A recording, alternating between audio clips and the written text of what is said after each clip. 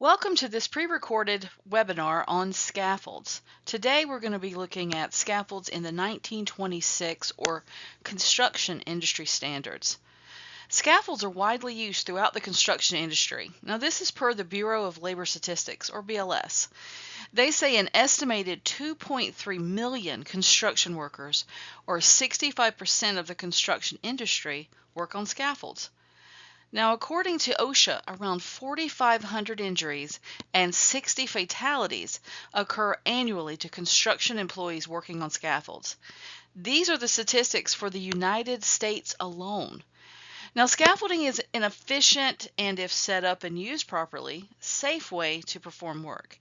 Scaffolds are used in all types of work activities, from various construction applications, routine maintenance, renovations. When properly set up and used, scaffolds provide workers a safe access to work areas as well as level and stable working platforms. So in this course today, we're going to discuss OSHA's minimum requirements for scaffolds, the safe design, setup, and use of scaffolds. We'll be doing some hazard identification, and we'll be looking at some methods that you can use to correct these hazards. So this slide shows the standards contained in Subpart L. One of the most important of these is 1926-450. This is the scope, application, and definitions for the subpart. Now let me ask you, why do you think 1926-450 is so important? Now just take a second and think about it. Well, it's so important because it tells us the scope and application of the standards contained in the subpart. It gives you the information that you need to know how to figure out if these standards are even applicable to your situation. You should always be familiar with the definitions as well to ensure that you understand what the standards are referring to.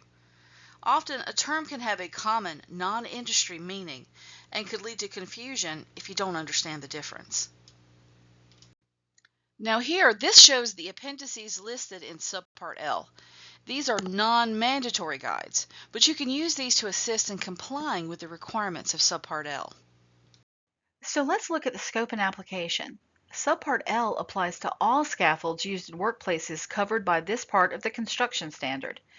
It does not, however, apply to crane or derrick suspended personnel platforms, which are covered by 1926-1431 A through E. Also, the criteria for aerial lifts are set out exclusively in 1926-453. So let's go over some general requirements. One of the most important things about scaffolds is they must be designed by a qualified person. Now, what do I mean by a qualified person? Well, this is someone who has the education, training, and experience to solve or resolve problems related to the work or the project. A qualified person can also identify and eliminate hazards, perform tasks that an unqualified person just can't do safely. A qualified person is different from a competent person. A competent person is someone who can recognize hazards and stop the job if necessary, but may not have the same level of expertise as a qualified person. Now, scaffolds, like I said, must be designed by a qualified person and must be constructed and used according to that design. Non-mandatory Appendix A to this subpart contains a lot of examples of criteria that can enable an employer to comply with this section. Now, just for your information, data from a Bureau of Labor Statistics study showed that 72% of workers injured on scaffold accidents said that those accidents were caused by either planking or support giving way, employees slipping off surfaces, or employees being struck by falling objects. All of those problems are usually due to lack of proper construction. Let's do a little hazard recognition. Here's a picture of a scaffold setup. It was done in downtown Asheville a few years ago. What do you think makes this a good scaffold setup? I'll give you a second just to think about it. Okay, well, this actually is a good scaffold setup. There's nothing really very obviously wrong with it. It looks like it's fully planked. It looks like it has good access so employees can easily climb onto the scaffold. It also looks like it's level and plumb, or vertical. So this is a good example of what a scaffold setup should look like. Let's get back into the general requirements. Now the standard lists quite a few that must be met. First, each scaffold and scaffold component must be capable of supporting, without failure, its own weight and at least 4 times the maximum intended load applied or transmitted to it. This means that it must be able to carry the weight of the workers, their tools, and any other equipment that is expected to be on it. Now, manufactured scaffolding will have the intended load actually designated for you. It'll be written there where you can see it. Now, if you are creating your own scaffolding, you have to be able to show that the scaffolding meets or exceeds this and all of the other requirements of this standard. Let's take a look at a photo from a real construction site. Do you see any hazards here with this scaffolding? Does this look safe to you? I'll give you a little time to take a look. Per the standard, this is not a safe scaffolding setup. There are planking issues, there's a lack of proper bracing, and the workers are using an outrigger pulley system to pull up materials. Depending on weight that's being lifted, it could pull on the scaffolding and cause it to collapse. When erecting scaffolding, you have to ensure each platform on all working levels is fully planked or decked between the front uprights and the guardrail supports. If these platforms are not fully planked, workers could put their foot in the wrong place and fall. Each platform unit, now this can be scaffold plank, fabricated deck, or fabricated platform. All of this has to be installed so that the space between adjacent units and the space between the platform and the uprights is no more than 1 inch wide. The only exception is where the employer can demonstrate that a wider space is necessary for the safe erection of the scaffold, or the lack of more space somehow creates a bigger safety hazard to the employee. For instance, more space can be needed to fit the platform units around the uprights when side brackets are used to extend the width of the platform.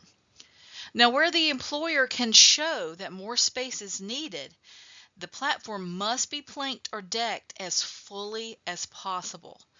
And that remaining open space between the platform and the uprights, it cannot exceed 9.5 inches. Now, as with everything, there are some exceptions to providing full planking or decking. Platforms used solely as walkways or solely by employees erecting or dismantling scaffolds are exempt. In those situations, only the planking that the employer establishes as necessary to provide safe working conditions is required. However, that planking or platforms that are used only for those employee walkways or for scaffold erection and dismantling must at least be 18 inches wide.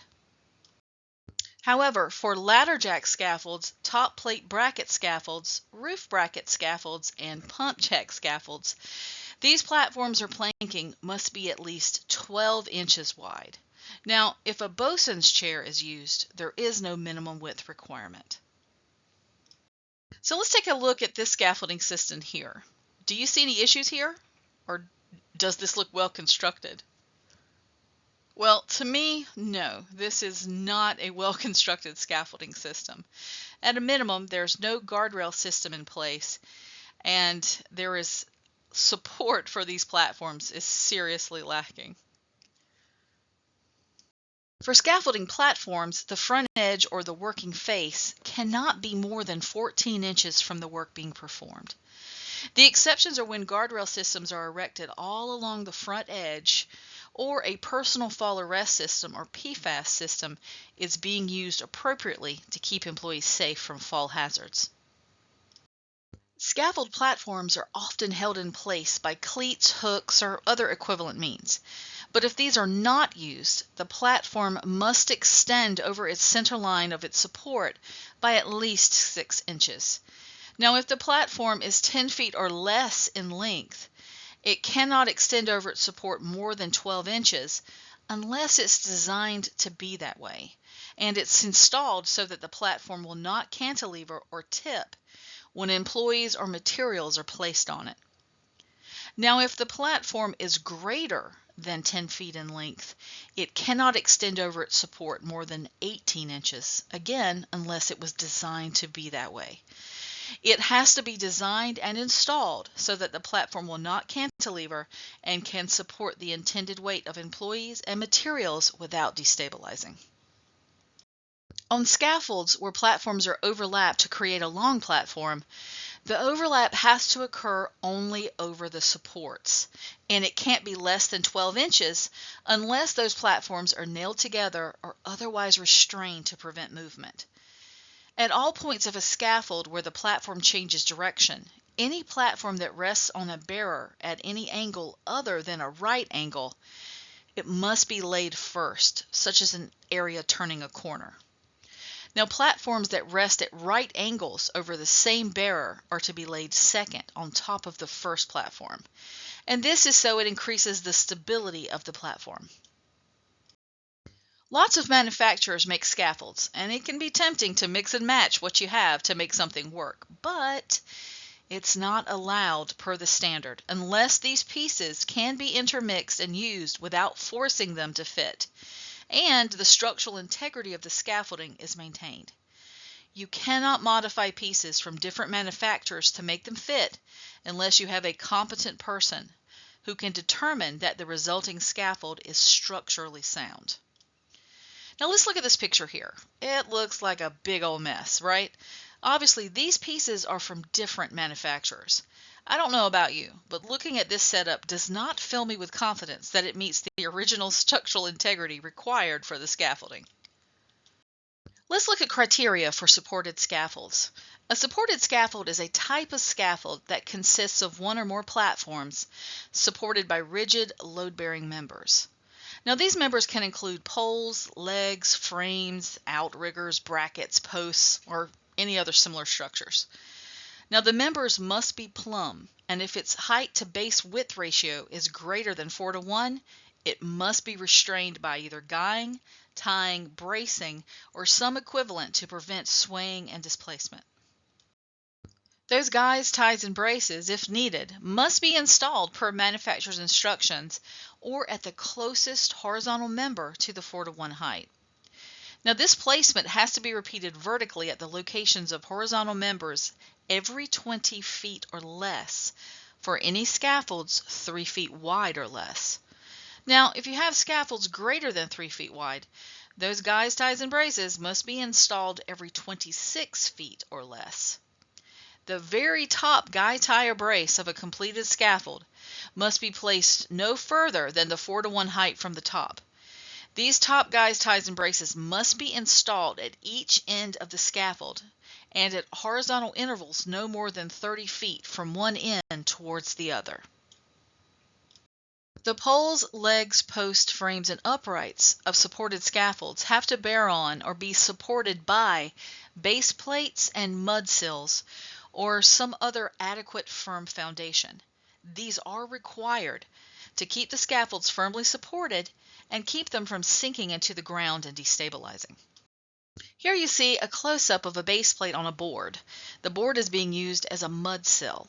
The mud sill under the scaffold base plate is to uniformly distribute the scaffold load, its weight, over a larger area than the base plate alone. This helps prevent the scaffold from settling into the ground and helps to ensure its stability.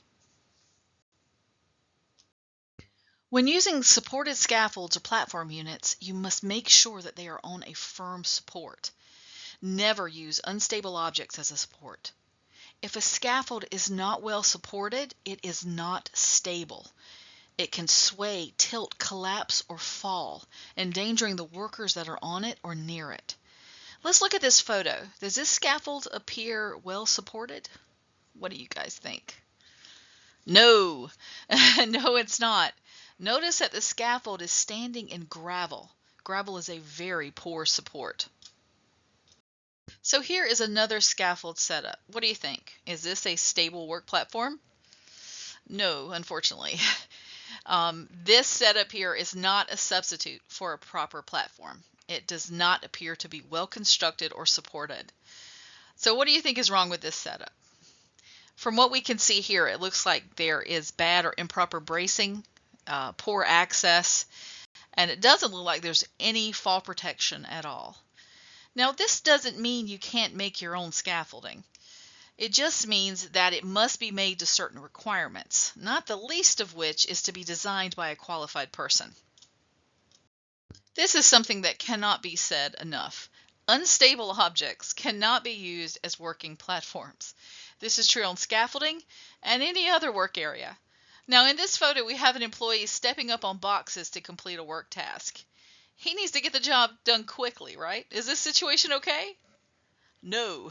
Again, no. Boxes are an unstable working platform. The boxes could easily collapse in multiple ways under the weight of a worker. It looks like the employee is about 3 to 4 feet above the floor. What do you think? Could an injury happen at that height? Unfortunately, yes. The worker could easily suffer soft tissue injuries and possibly even injure his back. In addition, we can't see what's underneath him. He could fall onto other materials, tools, furniture, etc.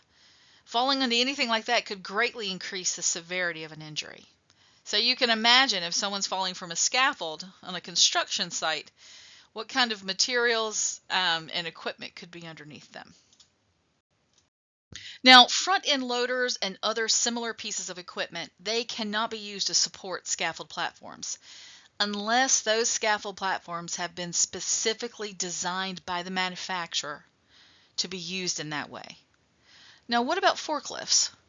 Forklifts are not to be used to support scaffold platforms, again, unless the entire platform is attached to the fork and the forklift is not moved horizontally while the platform is occupied.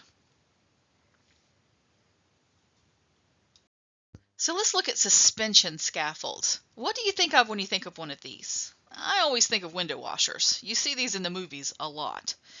Suspension scaffolds have required support devices such as outrigger beams, cornice hooks, parapet clamps, and similar that must be used to ensure the worker's safety.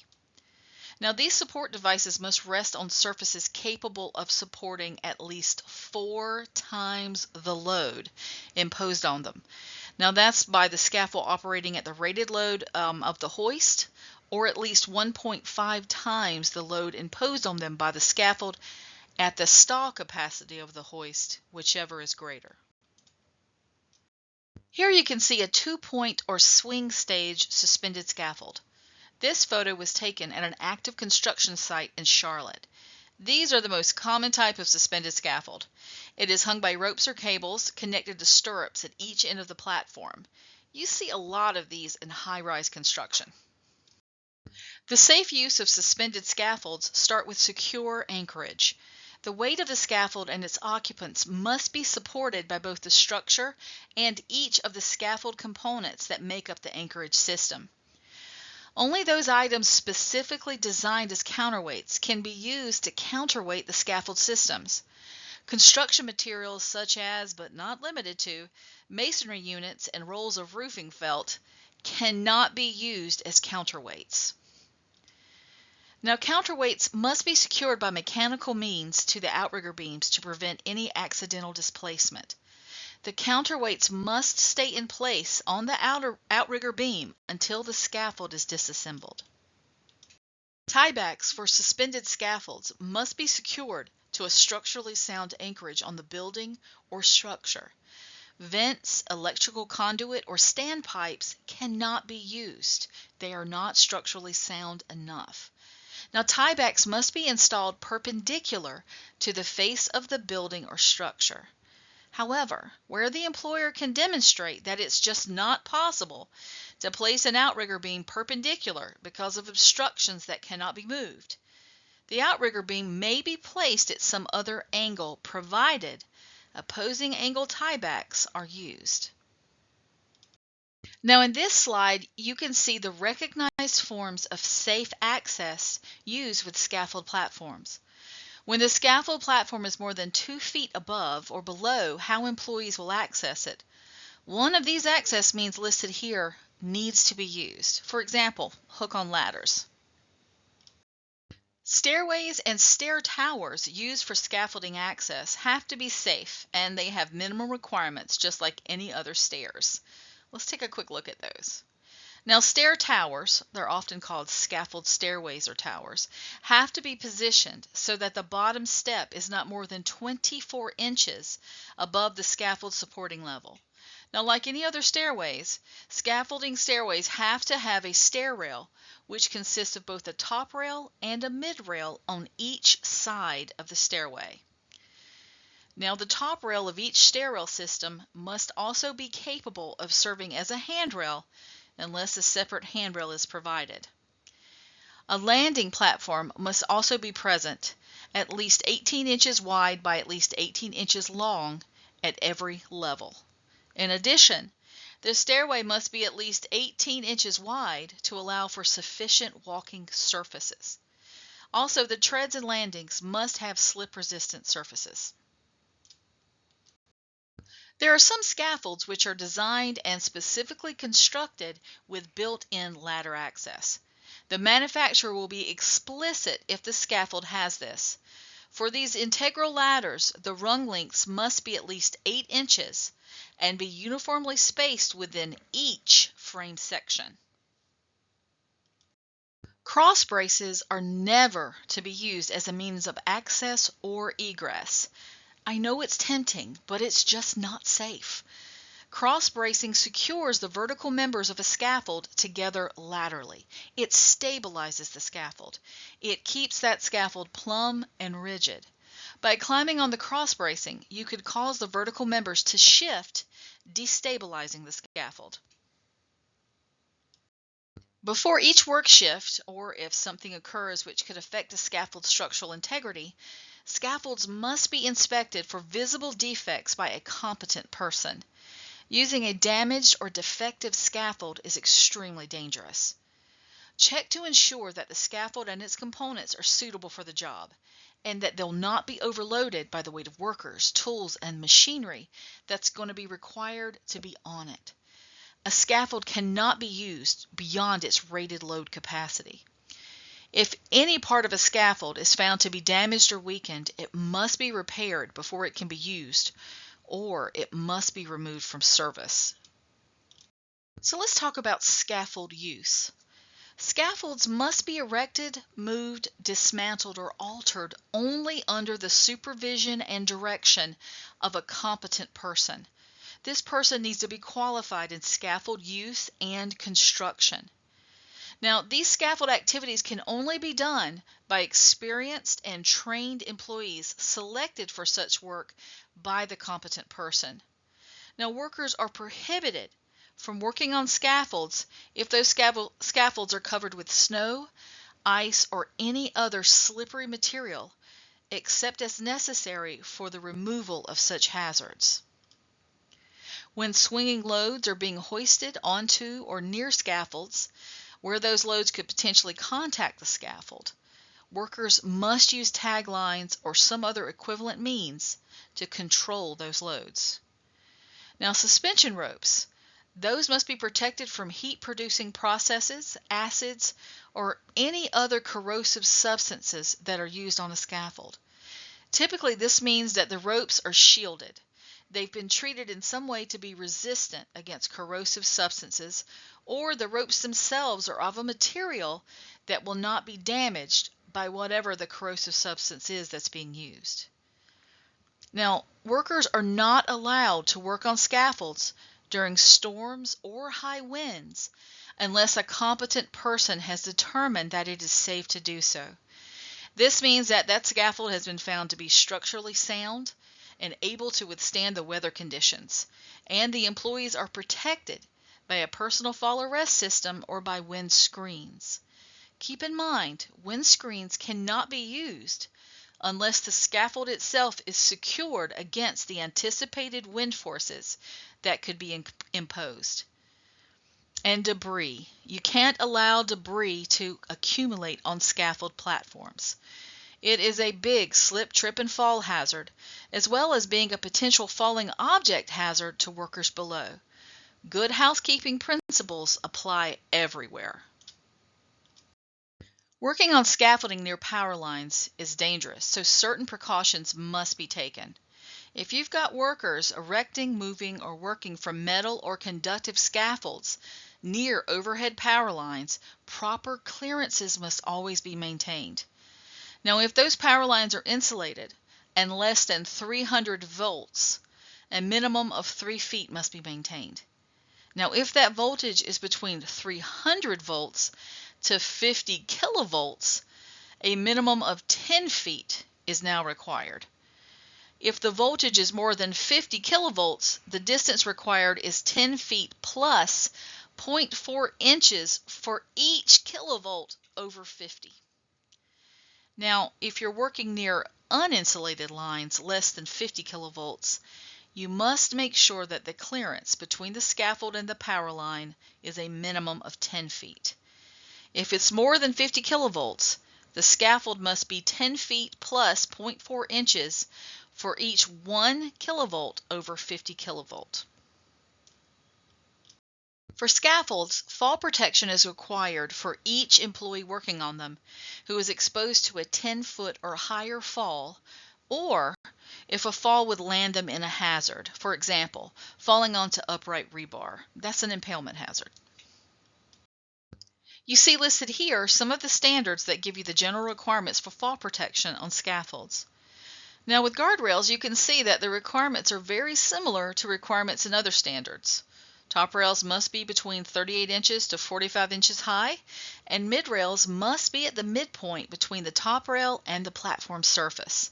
As I mentioned earlier, cross bracing can sometimes be used as either a top rail or a mid rail, but not both. Now, personal fall arrest systems must be used if there is no guardrail system, such as bosun's chairs, float scaffolds, or ladder jack scaffolds. Always check the standards for the type of scaffold you're using to make sure that you're meeting at least the minimum requirements. Each employee on a single point or 2-point adjustable suspension scaffold must be protected by both a personal fall arrest system and a guardrail system. Remember, PFAS systems include not just the harnesses, but lifelines and anchorage points also. The safety and feasibility of a supported scaffold, including the erection or dismantling of it, must be determined by a competent person. The competent person is also responsible for ensuring that the provided fall protection is adequate and does not create a greater hazard. Overall, it is the employer's responsibility to ensure that all this occurs. Now, the picture in this slide should be familiar from earlier. I don't have to tell you that this is not a safe setup of scaffolding. The scaffold structure is not adequately supported and appears to be inherently unstable. This is not how ladder jack platforms are designed to be used. As for fall protection, if we really use our imaginations and picture a safe ladder jack setup, what kind of fall protection should the employees be using? If you thought personal fall arrest system, you're probably right. Here we have further standards that go over requirements for guardrails as fall protection for scaffolds. To sum it up, guardrails must be installed along all open sides and ends of scaffold platforms.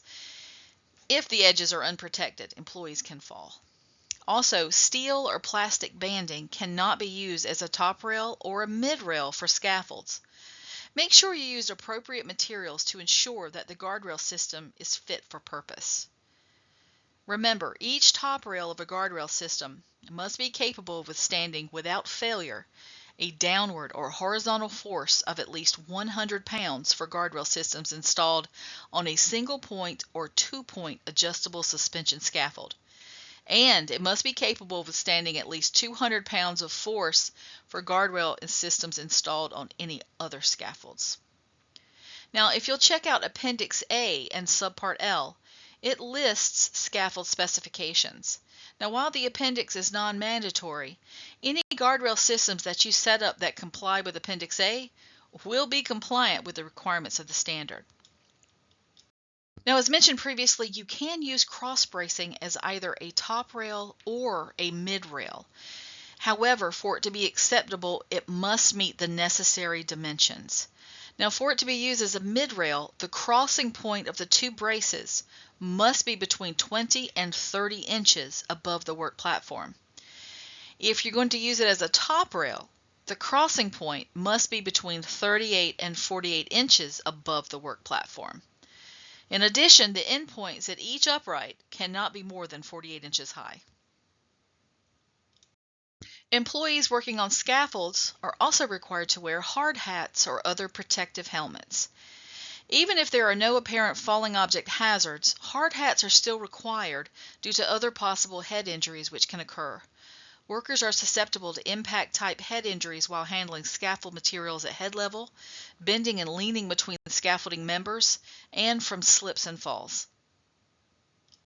In addition to wearing hard hats, each employee on a scaffold must be provided with protection from falling hand tools, debris, and any other small objects. As a part of falling object protection, toe boards must be installed along the platform edge to keep objects and materials from falling off the scaffold. These toe boards must be securely fastened and not have more than a 1/4 inch clearance above the walking working surface. The toe board must also be at least 3.5 inches high. If for some reason it's necessary to have tools, materials, or equipment piled higher than the toe board, the scaffold must be provided with paneling or screening to fill that space between the toe board or the platform to the top of the guardrail. It's a little difficult to see in this picture, but this scaffold has screening in place to keep objects from falling from the scaffold. Employers can also choose to use debris nets, catch platforms, or canopy structures that can contain or deflect falling objects. These structures erected over the employees below must be strong enough to withstand the impact forces of any potential falling objects without fail.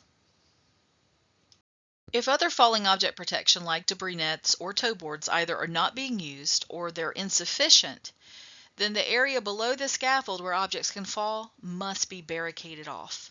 Now, this barricaded area is considered a hazard area, and employees must not be permitted to enter while that hazard is present.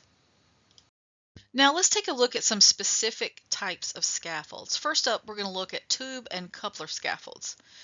These scaffolds are a type of supported scaffold so named because they're built from tubing connected by coupling devices. You will see these frequently used where heavy loads need to be carried or where the work must reach several stories high. These scaffolds are very versatile but can be very difficult to erect correctly. Because of this, tube and coupler scaffolds over 125 feet in height must be designed by a registered professional engineer and constructed and loaded according to that design. Now, if you are using the tube and coupler scaffolds under 125 feet, non-mandatory Appendix A in this subpart contains some great examples of design and loading requirements that employers can follow to comply with the standard. Fabricated frame scaffolds, these are another type of supported scaffold. These are the most common type of scaffold. They are very versatile, economical, and easy to use. They are frequently used in 1 or 2 tiers by residential contractors, painters, etc. But their modular frames can also be stacked several stories high for use on larger scale construction jobs.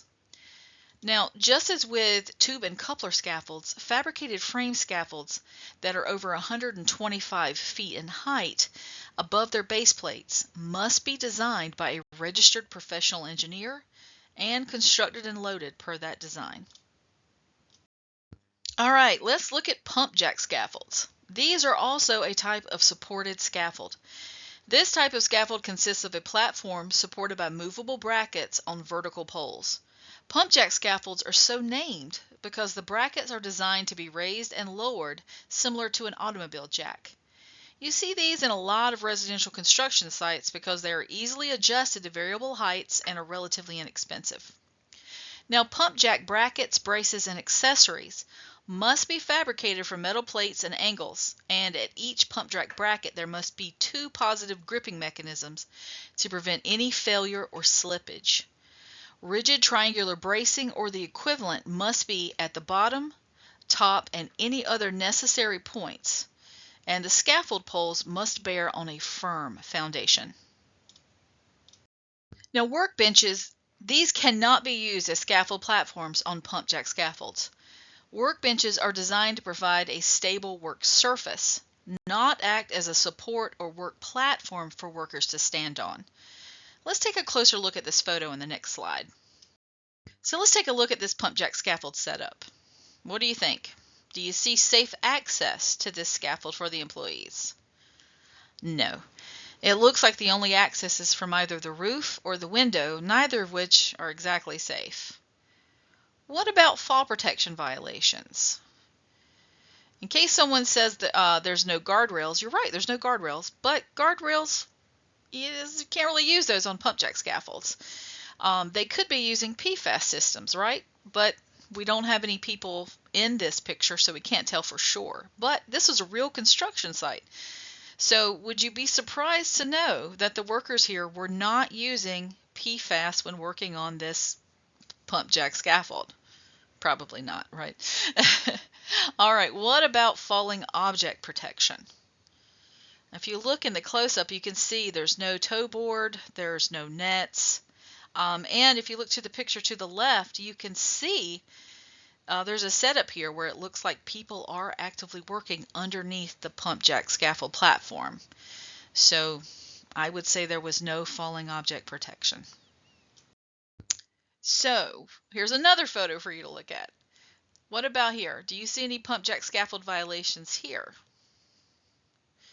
Well, let's just look at the good and the bad, right? The good, we see people here, they are wearing PPE, so that's good. It appears that the scaffolding is braced, it looks straight, and it looks like that fall protection is in place. It looks like they're wearing their PFAS systems. The bad is there doesn't appear to be any safe access other than, again, through the windows or the roof. And also there appears to be a bucket. If you look over to the right, they're using a suspended bucket to bring objects up and down probably, and there's nothing to catch falling objects. So good and bad in this photo. So let's look at some more requirements for ladder jack scaffolds. These ladder jacks, their working platforms must not exceed a height of 20 feet. Additionally, the platforms cannot be less than 12 inches wide. Now the ladders used as supports for the ladder jacks must be placed and fastened to prevent slipping, and the platforms cannot be bridged one to another. Now all ladders that are used to support ladder jack scaffolds must meet the requirements of Subpart X, that's stairways and ladders. One note to remember, job-made ladders cannot be used to support ladder jack scaffolds. Let's take a look at mobile scaffolds. Now these, either manually or motor propelled, are another type of supported scaffold. This type of scaffold is set on wheels or casters. These are really useful as they're capable of being easily moved around the work site. You often see these being used for tasks like painting and plastering, where workers must frequently change position. Now, mobile scaffolds, like most scaffolds, must be braced by cross, horizontal, diagonal braces, or a combination of them all. Now, bracing is needed to make sure the scaffold is stable and plumb and to prevent collapse. Now, the work platforms used on the scaffolds must not extend beyond the base supports unless outriggers are used to extend the area of support. These outriggers have to be installed on both sides of the scaffold. Now, when workers are on the scaffold is in use. The casters and the wheels must be locked against accidental movement.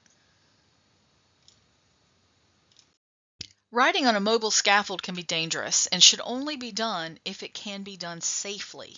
Now, there's some requirements that must be met. The height to base width ratio is 2 to 1 or less, unless the manufacturer specifically designed and constructed the scaffold outside of this ratio to be ridden. Be careful that employees are safe. If the scaffold is not stable and designed to be ridden, it can tip over, injuring workers or worse. Now, as a compliance officer in one of my former lives, I had a case where a mobile scaffold was being used to change lights in a school gym. The scaffold was approximately $4 high and was not designed to be ridden while moved. An employee on the floor moved the scaffold while a worker was up on the platform. It destabilized and tipped over. Unfortunately, the worker who fell died from his injuries. Please make sure that employees do not stand or work on any part of the scaffold that extends beyond the wheels or supports. As I said before, mobile scaffolds can have power systems. They can be moved or adjusted by the use of electric motors or batteries. Now, these can be very useful for tasks that require frequent changes in position and elevation. However, they must be designed to be moved by a power system. You cannot use a forklift or other motor vehicle to move a scaffold, even a mobile scaffold. All right, let's move on to aerial lifts. Now, aerial lifts are a vehicle-mounted device that is used to elevate personnel. Now, we have all seen how this definition can be misused, right? Lifting workers standing on a wood pallet with a forklift does not count as an aerial lift. Just say no, okay? Aerial lifts include the extendable boom platforms, aerial ladders. I always picture the ones on a fire truck with that one. Articulating or jointed boom platforms, vertical towers, and combinations of these. We often see these replacing ladders and traditional scaffolding due to greater mobility and flexibility. However, these unfortunately can get misused way too often, and workers get injured and killed each year. One of the most common aerial lifts seen in construction is some form of the extensible and articulating boom platform. Now, when using these boom platforms, the lift controls must be tested each day prior to use. This is at a minimum. This should be a part of the pre-start inspection of the lift that hopefully employees are performing to ensure that all its components are in safe operating condition. The manufacturer should have recommendations on how to conduct an inspection. Only trained and authorized personnel are allowed to operate these lifts. In terms of working from one of these, employees must always stand firmly on the floor of the basket, and they cannot sit or climb on the edge of the basket. Also, you can't use planks, ladders, or any other devices to create an additional space for a work position. This is unsafe. It moves the worker outside of the integrated fall protection, which is the guardrails or sides of the basket, and puts them at great risk of a fall. When workers are actually in the basket and working, the brakes of the vehicle must be set.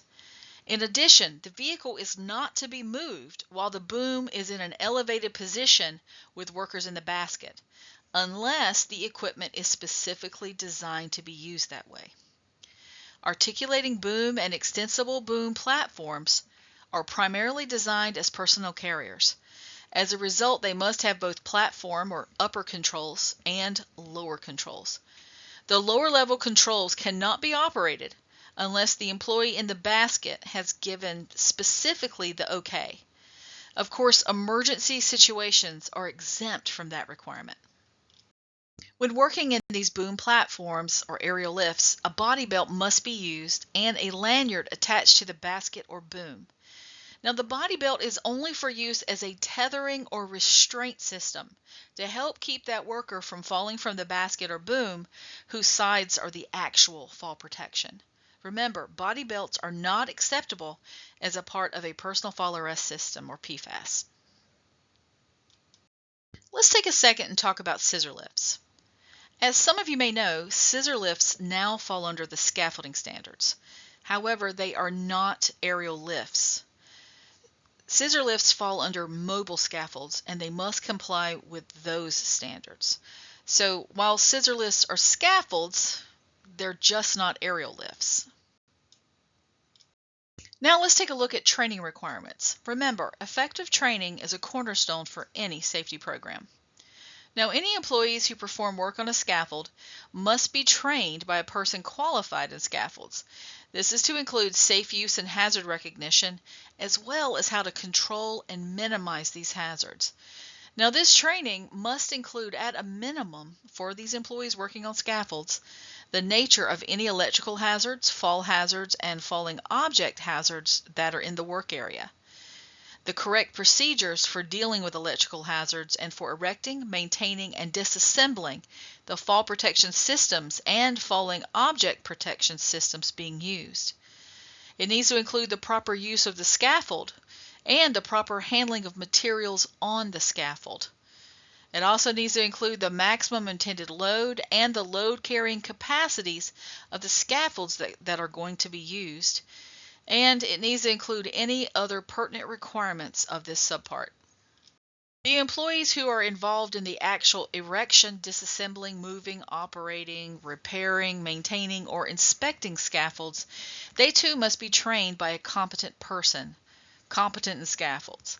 Now, that competent person must also be able to recognize any hazards associated with the work in question. Now, the training provided to these employees who were doing the actual assembly and dismantling, etc., must include the nature of scaffold hazards, the correct procedures for this erecting, disassembling, moving, operating, repairing, inspecting, and maintaining the types of scaffolds in question.